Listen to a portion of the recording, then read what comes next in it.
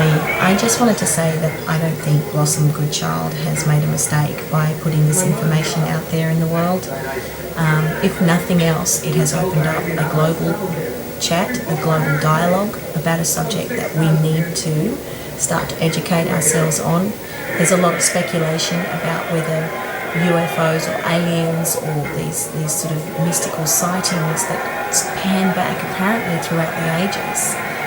If you're to believe that these people have been visiting our world since time immemorial, then all you need to do is Google UFOs in ancient tapestry, and you can see throughout the history of the world there have been visitations from strange flying discs and all sorts of things. So this isn't new, and we are on our course of evolution.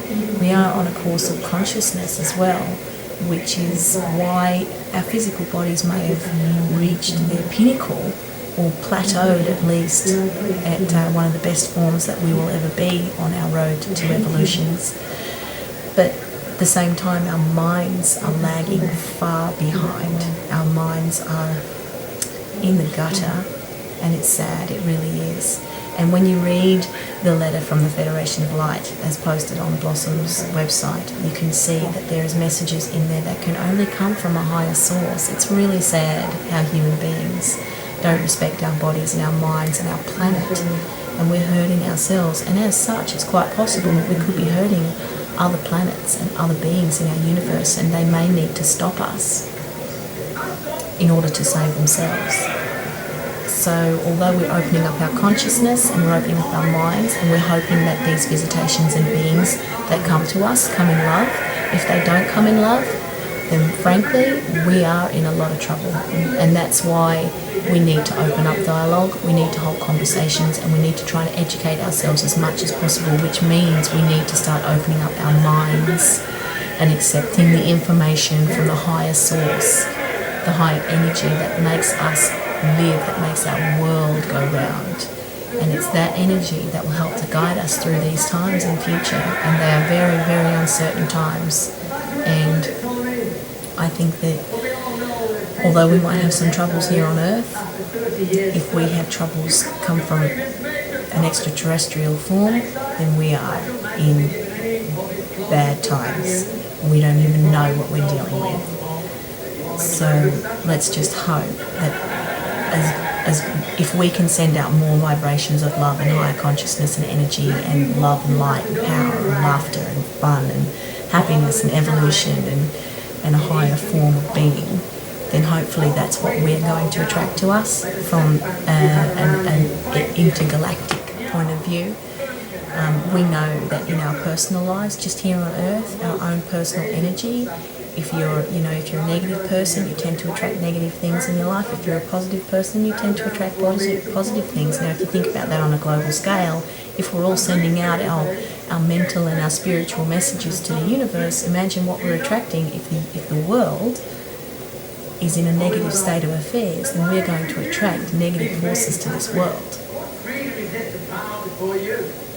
So I think in that, therein lies the message from Blossom Goodchild. If we can raise our consciousness to a higher form of love, then we've got a better chance of surviving and being a part of a future world that has a productive, interactive experience, potentially, with an intergalactic community. If they even visit us in our lifetimes, we may never see them in our lifetime. This could very well be the lead up to a consciousness that our grandkids only see. And if there's such a thing as reincarnation, then maybe we'll be here to see them again. But right now, we need to get real and we need to start talking.